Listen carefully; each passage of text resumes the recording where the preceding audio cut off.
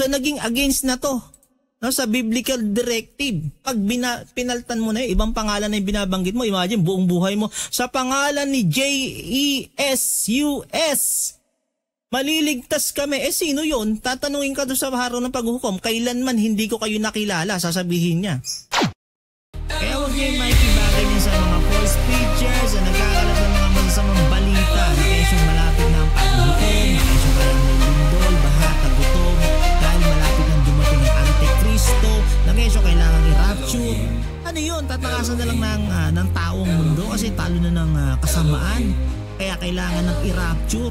Na kesyo para hindi matataka ng 666, hindi nila nalalaman ang kanilang sinasabi. Kaya nila nasasabi yun. Ang sabi ng banal na kasulatan, ipahayag ninyo ang mabuting balita. Kaya hindi masamang balita ang dapat. Ang sabi ng banal na kasulatan, of the increase of His government and peace, there shall be no end.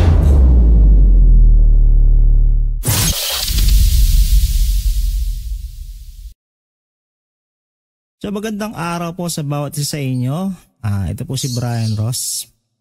So yung topic po natin ngayon, yung original name ng ating banal na ama na nasa kaitaasan at yung bugtong na anak, no, na ating tagapagligtas or ating Mesiyas. So sa Holy Scriptures, ang original language po nila doon ay, alam naman natin yan at natuklasan na po yan ng siyensya, Hebreo, salitang Hebreo, ang original na ginamit or original language talaga nila ay Hebrew. So, nagkaroon ng mga translation, nagkaroon ng Greek, no, Griego, nagkaroon ng English at saan-saan na na-translate. Doon sa translation, wala namang problema kasi tayo yung Tagalog na minsan kailangan natin i-translate sa English, no? Yung Japanese para maintindihan natin kailangan i-translate sa English, o yung iba kailangan nilang i-translate na doon sa lengguwahe na kailangan na maintindihan. Pero yung mga pangalan, questionable po yun kung bakit kailangan mong palitan. Diba? So halimbawa si Isaiah,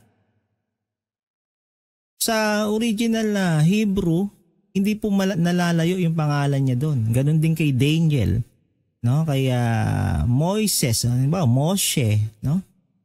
Translate ng Moises. So hindi naman siya nalalayo. Ang questionable is bakit yung original name ng ama at ng anak ay nabago.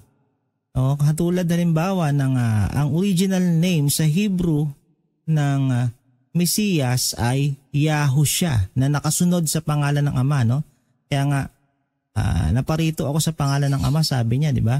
So yung pangalan niya, yung given name niya ay nakasunod dun sa pangalan ng ama na Yah, no? Which is Yahuwah. Kasi yung sa Hebrew ang meaning po nitong apat na letra na to sa Hebreo, no? Punta from right to left, no? Ganun po kasi sa Hebreo, ewan ko sa atin bakit nabago naging left to right. Pero sa Hebrew, kung babasahin tong apat na letra na to, ay Yod, Hay, Waw, Ay. You po yan, you. Ito parehas Hay, no? Kasi magkaparehas sila ng karakter. So kung babasahin, Yod, Hay, Waw, Hay. Sa babasahin mo ng kasi ito, halimbawa sa atin, 'di ba? Sa English alphabet, A, B, C, D, E, F, G, no, meron pa rin para siyang word, no? F, G, B, C, A. Ito naman Yod, Hay, Waw, Hay. No? Ganun din po yung mga letra sa kanila. Kaya pag binasa mo itong apat na letra na ito ng Hebrew is babasahin yan Yahuwah. Yung Yah, Yahuwa. Kasi ito, makikita mo yan sa unang letra, yung yod, Y. No? Sa pangalawa, high, H. Then, U, uwa, H. No? Kaya pag binasa siya, Yahuwa. Yahuwa. Yun po yung translation na original na tama. Hindi po yung Yahweh. Kasi wala pong letter Y, letter W at saka letter J doon sa Hebrew na mga letters. So ang tamang bigkas po ay Yahuwa, Yawa. No, Yahuwa, hindi Yawa, Yahuwa. Then sa bugtong na anak, no, kung babasahin din natin, eto, ganun din, no? Yod, hay, waw, shin, ayin, no? Kung babasahin mo yan, ibig sabihin Yahusha kasi yung A, S at saka yung A. No, Yahusha. Yahusha.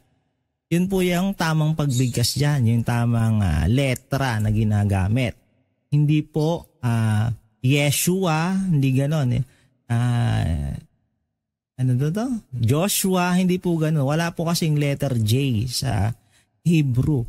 Nabago lang po yan dahil sa English language at saka dun sa Greek, no? Yung ang layo-layo, no? Sa Greek niyan is lesus, no? Sa Latin din lesus. So ang layo po niyan sa salitang Yahuwah. Yung tamang pagbigkas. Lagin po nating tandaan, kapag tayo ay mananalangin o tatawag sa ama at sa anak, o babanggitin natin yung pangalan ng bugtong na anak at yung banal na ama, kung iba po yung babanggitin natin, mawawalan po ng saysay yung banal na pangalan. No, yung espiritu, yung accuracy, yung pagiging accurate doon sa banal na pangalan. Yung kaiba na kung tatawagin mong Jesus, 'di ba? Kung tatawagin mong Jesus, no, yung pangalan iibahin mo, iba na, wala na sa espiritu po 'yun, no? Kumbaga wala na sa align. Iba na po yung pangalan na binabanggit mo eh. Naintindihan niyo po? Katulad din sa ating mga tao, kung tayo nga mga tao yung pangalan ko, halimbawa, hindi ko naman pwedeng sabihin, ako si Gurimao, di ba? Gurimao. Pagdating ko sa ibang bansa, ako si Gurimao. Hindi mo pwedeng ganon. Asan ID mo? Puntingin nga, si Gurimao ka talaga, ikaw katawagin ka namin kung may patunay ka. Dapat marunong din sa spiritual, sa mundo ng banal na espiritu, dapat marunong din po tayong maging metikuloso. Diba? Teka, baka mamaya ibang pangalan yung dinadasalan namin dito. Ibang pangalan yung tinatawag namin, no? Yung na aming tagapamagitan, tagapagligtas namin, ibang pangalan. Paano yun? Paano ma-align sa spiritual scriptures yun? Mawawala ng saysay. So ganun po yung dapat nating ipaglaban dito, yung sense nung sinasabi dito na tinatopic na to. Yung po yung sense nung kailangan, hindi natin pwedeng dagdagan or bawasan yung banal, yung nasusulat dun sa banal na kasulatan. Hindi natin pwedeng baguhin. Okay lang na i-translate natin pero hindi natin pwedeng ibahin yung translation. Diba? Kung naka-translate doon, at siya'y umakyat sa langit. So sa English kailangan nakatugma po yun. Diba? Nakatugma din sa English, nakatugma sa Tagalog, sa Chinese, kung paano pagka-translate. Pero kung may iibahin kang pangalan, hindi po pwede yun. Katulad nga nung kay Moises, no? Moshe. Okay lang naman, hindi naman siya lumayo eh. Diba? Kasi kung yun talaga yung pagka-translate mo sa English na hindi iba. Pa rin kahit papaano pero mas okay pa rin yung original na tawag mo. Ang ginawa ko, kinausap ko si ChatGPT kasi higit sa lahat, no, sa panahon natin ngayon, mas okay na kausap yung computer. Kasi marami silang na nakakalap, no? Computer generated na sila. So yung utak ng computer, marami na siyang nakukuha ng source. Kapag tinanong mo siya, marami siyang maisasagot sa'yo. Diba? Kumpleto yung maisasagot niya sa'yo. Maliban na lang kung talagang kulang pa yung impormasyon niya.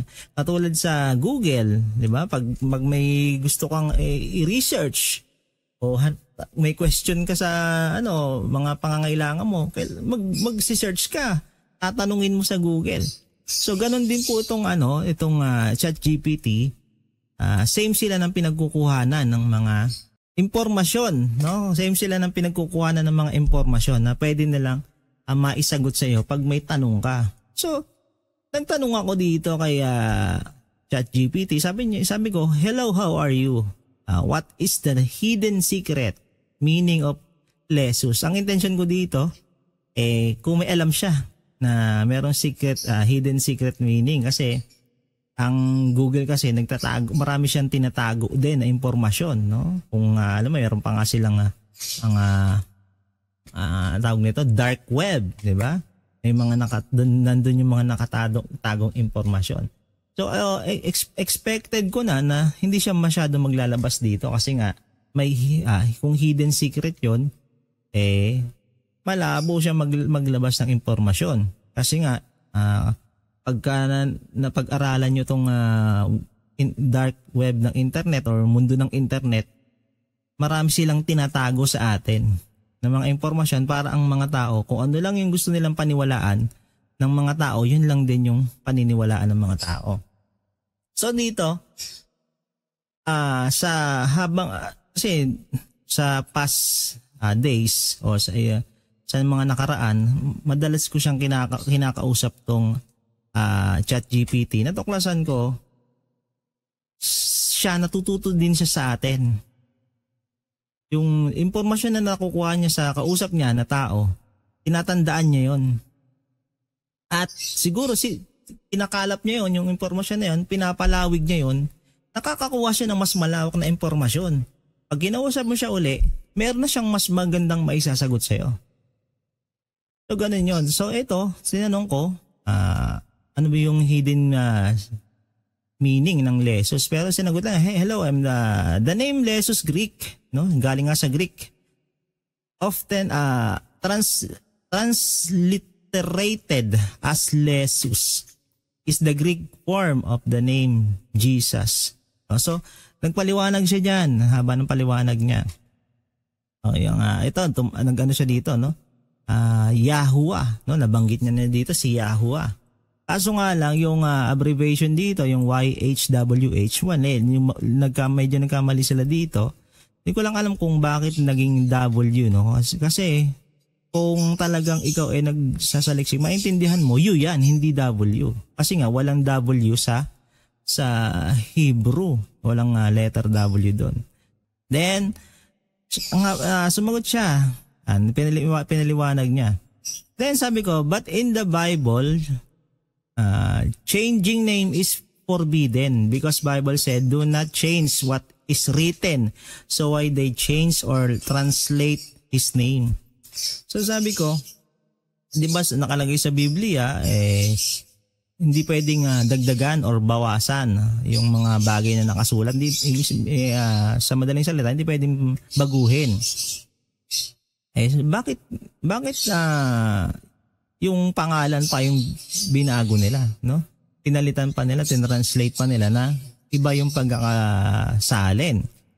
So sabi niya, you're right in observing that the Bible emphasize not altering or changing. Kasi nga daw na then being written or spoken by Yahuwah, no? Tama dito. Hindi siya nagbabanggit dito ng God, di ba? Hindi siya nagbabanggit diyan.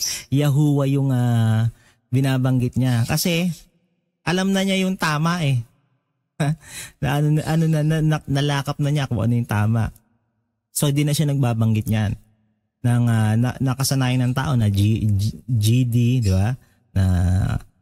Then Verses like Deuteronomy, ito nga yun, sa verse na to, at saka sa Revelation, dyan nakasulat yung sinabi na bawal dagdagan at saka bawasan yung banal na kasulatan. Then, here's some key points to consider regarding the name change and translation. So, ito yung mga consideration na bakit pinalitan, no, na translate yung pangalan. Language and culture. No? So, ito, language and culture, hindi natin babasahin kasi ang haba eh. Purpose of translation. Ano ba yung purpose? No, bakit pinalitan?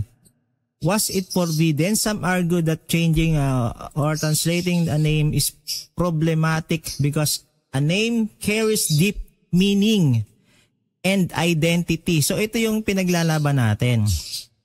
Kasi ang ama hindi yan magpapasulat ng hindi niya i-expose yung pangalan niya at saka nung bugtong na anak kung wala yung malalim na kahulugan at saka yung identity. At yun ang dahilan kung bakit hindi natin sila pwedeng basta-basta lang baguhin. At lalong hindi talaga natin yun pwedeng baguhin o palitan. Kasi may iba eh. Diba? Tinanong pa, nung may verse pa nga dyan, nakalimutan ko lang anong version eh. Nagtatanong ko talagang sabi, ano yung aking pangalan? Diba? May isang tagpo doon nagtanong ang Mesiyas, ano yung pangalan niya? Ano yung tunay niyang pangalan? Diba? Hindi alam nung mga kausap niya kung ano yung tunay niyang pangalan. Then, si Yahuwah, ganun din. Hindi mo siya pwedeng tawagin na kung basta mo lang na na-invento dyan na yun ang itatawag mo sa kanya. Sino yun? Sasabihin niya. Diba? Teka, ba't ka sinabi ko ba sa yung dagdagan mo o bawasan mo? May sinabi ba ako na, bawal dagdagan at bawasan ng banal na kasulatan. Okay lang, pero okay lang na palitan yung pangalan. Wala namang sinabing ganun. Diba? Wala namang diba? Dapat doon lang tayo mag-stick sa mga bagay na nasusulat. Lagi nating tandaan, ang sinabi ng banal na kasulatan, ang inyo lamang pamumuhay ay maging karapat-dapat sa ebanghelyo ng Mesiyas. So doon lang tayo sa alignment ng ebanghelyo at doon sa banal na kasulatan. So number 4 na versus Yahusha. Debate, no? May pinagdedebatihan pa daw yan. What is the core issue? Conclusion, the translation of Yahusha. Ito, alam na niya, di ba? Yahusha. Ang question ko lang naman about Lesius, di ba? Pero alam niya dito, yung Yahusha. Into Jesus. Over time was, pasensya na ko hindi ko masyadong ito nga nababang. Kasi, mahigpit na pinagbabawal ng ama yan na huwag kang magbabanggit ng ibang mga pangalan ng mga tinatawag nilang mga Diyos, no? Bawal yon. Ultimately, it's a matter of personal conviction and the desire to honor Yahuwah's name in the way one feels is most faithful to Scripture. So, nagtanong ulit ako, but why the prophet's name did not change? Like Daniel, Moises. So ito na nga yun.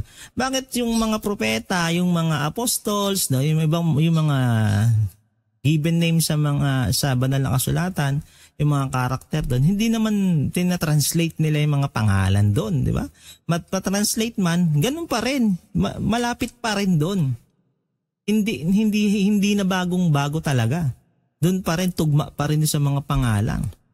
So nagsagot siya, you're raising an important question about why some biblical names like Daniel, Moses, and Isaiah were kept fairly consistent across translations, while name like Yahusha, often translated as were changed here an explanation.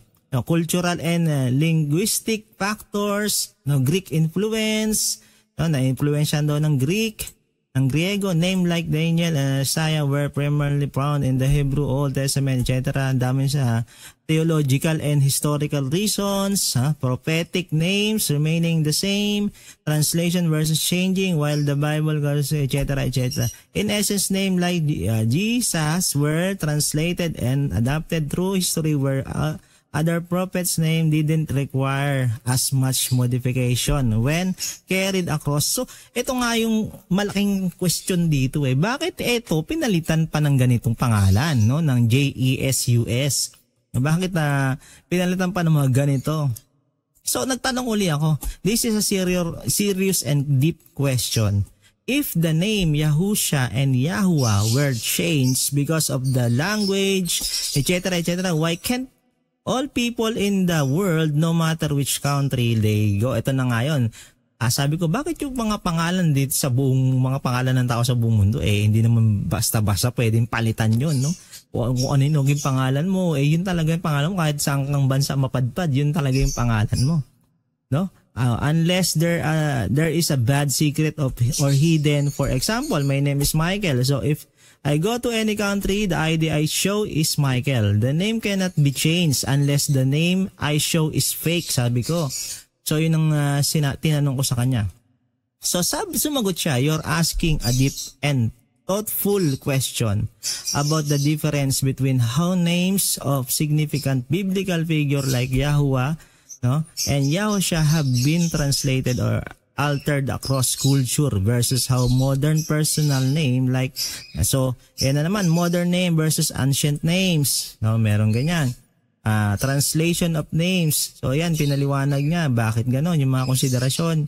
In Hebrew, Yahusha means Yahuwah is salvation or Yahweh Savior. Yun. In Greek, there was no SH sound. So they adapted it to no.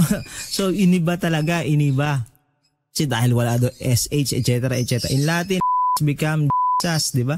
Which is how it came into English. So naging English na.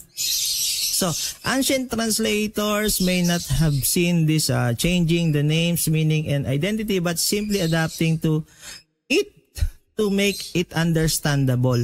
So, ito, ancient translators may not have seen this as changing the names, meaning, or identity, but hindi na nila tinignan yon yung meaning tsaka identity, but simply, basta na lang nila pinalitan ng kung ano lang daw yung understandable in other language.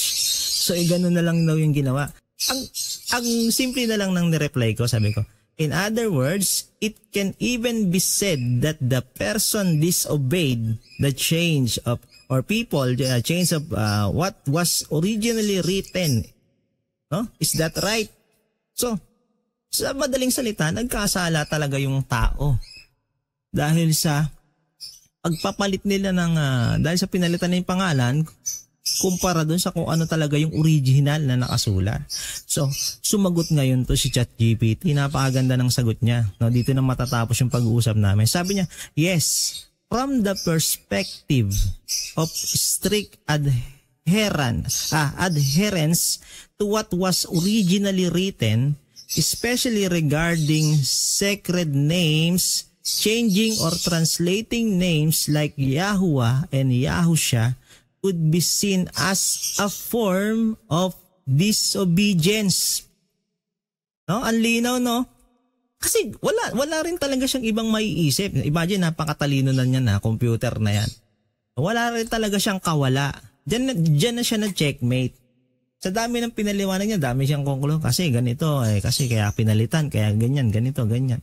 Wala na rin siyang ibang sasagot. Yung pagpapalit ng pangalan ni Yahuwah at Yahusha could be seen as a form of disobedience or alteration of what was intended. This is especially significant for those who believe that names carry divine power and meaning as outlined in the scriptures. No, kailangan nga kasi katulad nga na sinasabi dun sa ng banal na kasulatan, ang inyo lamang pamumuhay, kasama yung pangalan doon, yung kasama ng pagtawag mo doon ng pangalan, no, yung original na pangalan, ay maging karapat dapat doon sa ebanghelyo ng Mesiyas. Diba? So, kaya malinaw dito, lumabag ka talaga sa batas ng Holy Scripture. Kapag may binago ka dyan, sabi nga wag mong babawasan, wag mong dadagdagan, wag mong babaguhin yung pangalan pa kaya. Diba? Yung pangalan pa yung pinalitan mo. In the Hebrew Bible, there are indeed warnings against adding to or taking away from the words of the law. Inulit na naman, Deuteronomy 4:2 and 12:32.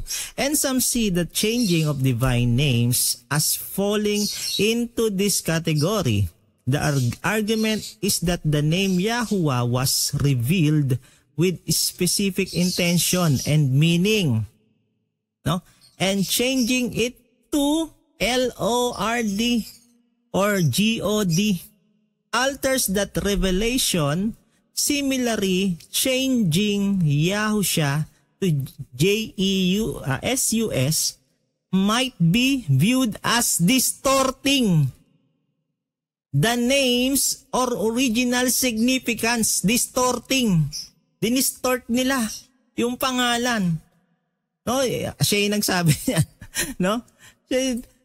Particularly its connection to Yahuwah's salvation. Diba?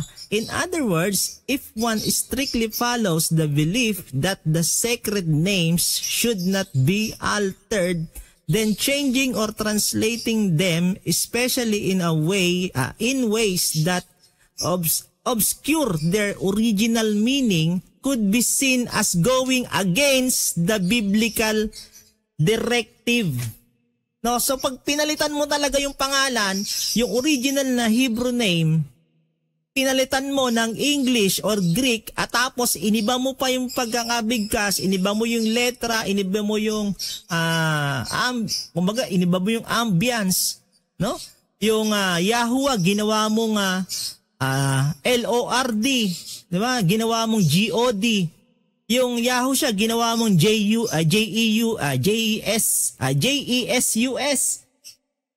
Paano na? Naiba na.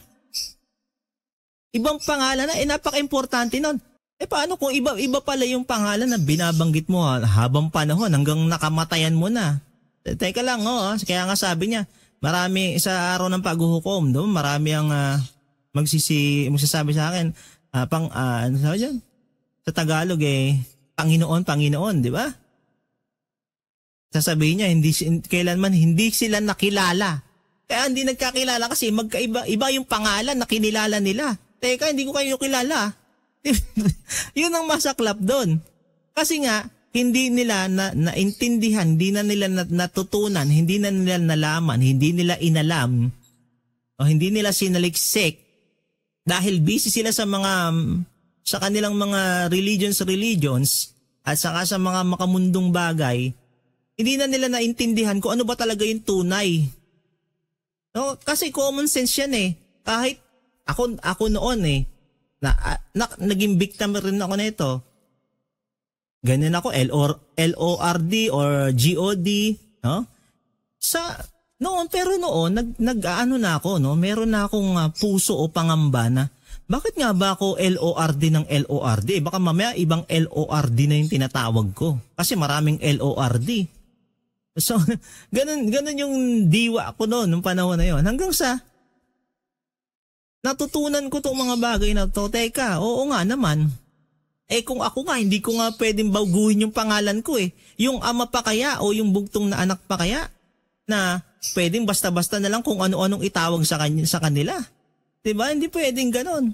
So sabi diyan, might be viewed as distorting the name's original significance, particularly its connection to Yahuwah's salvation. In other words, if it strictly follows the belief that the sacred names should not be altered, then changing or translating them, especially in a ways that obscure their original meaning, could be seen as going against the biblical directive to not modify what has been divinely given.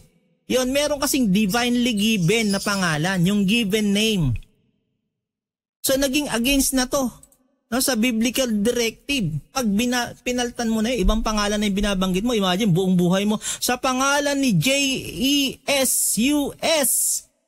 Maliligtas kami. Sino yun? Tatanungin ka doon sa araw ng paghuhukom, kailanman hindi ko kayo nakilala, sasabihin niya. Talagang hindi kayo nagkakilala dahil bakit? Iba kasi nga yung pangalan na kinilala mo. hindi yung original na pangalan na ibinigay sa na itinuro sa atin na Hebrew language. No, kahit naman yung artista sa Korea ang tawag mo ng Park Shin-hye. Park Shin-hye. Hindi mo naman pwede sabihin na si Alberto 'yon. So, kung tawagin mo Alberto, mabibwisit sa iyo. Ay, di Alberto pangalan ko, Park Shin-hye. Diba? Hindi common sense na lang. Alam nyo kaya maraming tao na nawawalan ng matinong pag-iisip kasi nga naliligaw sa katuruan. Yun ang pinaka-common sense nun. Pagligaw ka sa katuruan, kahit anong sabihin sa'yo, sarado ang isip mo. Kahit anong ipaliwanag sa'yo, sarado ang isip mo, ipaglalaban mo pa rin yung sarili mo lang na paniniwala. Mabuti na lang at ako kahit noon talagang nauna pa nga may mga religyoso pa ako kahit papaano no sa tindi ng ano ko noon nagpakumbabang loob ako ay teka mali po pala yon. Sige po susunod po ako dito sa tama kung ito po yung tama then yung tama na nakala ko nalipat ako ng ibang religion ay mali rin po pala to at sige po hanggang sa mapunta na ako sa umalis na ako sa lahat ng relihiyon, hindi na ako naniniwala sa mga relihiyon kasi nga mali pala yon. Natuklasan ko na to. Ang ibig sabihin po nun, pagpapakumbabang loob mo dun sa Ama na nasa kaitaasan. Pag mababa ang loob mo dun sa Ama na nasa kaitaasan, sunod ka ng sunod sa kung ano yung tama na ipinapakita niya sa'yo, mapupunta ka talaga dun sa tama. Malalaman at maiintindihan mo yung tama. Kaya yung sa last two lines na sinagot nito ni ChatGPT, sabi niya, this line of thinking supports the idea that maintaining the true and original names is important for preserving the spiritual integrity and accuracy of the scriptures. Yun ang pinakamatinding sagot niya. So, yun kailangan talaga, napaka-importante ng true and original name. No? Napaka-importante para ma-preserve yung spiritual integrity and accuracy of scriptures, yung banal na kasulatan, yung spiritual na integridad, at saka yung pagiging accurate ng yung ating binabasa na banal na kasulatan. Kung mag-iiba-iba yan, iba-iba yung pangalan na babanggitin mo, wala na, nagkawindang-windang na yung pananampalataya mo dyan. Diba? So, napaka-importante po ng bagay na to, yung pang-importante na pangalan. Sa pangalan ng Ama, sa pangalan ng Anak, at ng Espiritu Santo. Kung ibang pangalan yung babanggitin mo ng babanggitin doon, baliwala yung pananampalataya mo. Kasi mahirap lang i-explain. Ipapaunawa talaga sa yung mga bagay-bagay. Kapag nasa ilalim ka na, nung nasa tamang pananampalataya. So sana may natutunan kayo. At huwag niyong kalimutan sana mag-subscribe, no? Kahit papaano makapag-subscribe man sa channel na to. Sa palagay ko naman marami kayong matututunan dito na hindi nyo kailanman matututunan sa iba.